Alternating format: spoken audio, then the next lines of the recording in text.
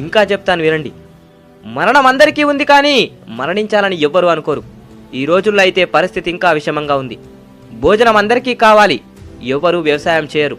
నీరందరికీ కావాలి, నీటి వనరులు రక్షించడానికి ఎవ్వరూ ప్రయత్నం చేయరు. పాలు అందరికీ కావాలి, కానీ ఆవును పాలించాలని ఎవ్వరూ అనుకోరు. నీడ అందరికీ కావాలి, చెట్లను నాటాలని వాటిని రక్షించాలని ఎవ్వరూ అనుకోరు. భార్య అందరికీ కావాలి, కానీ ఆడపిల్లలు పుట్టాలని వారిని రక్షించాలని ఎవ్వరూ అనుకోరు. ఎందుకు ఇదంతా? పుట్టేటప్పుడేదో సాధించాలని పిడికిలు బిగించి మరీ ప్రాణం పోసుకుంటాం.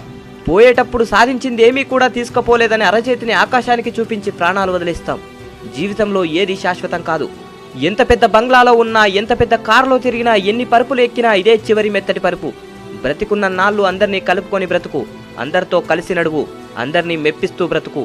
ఎంత సంపాదించామన్నది కాదు, ఎలా బ్రతికామన్నదే ముఖ్యం. జై హింద్.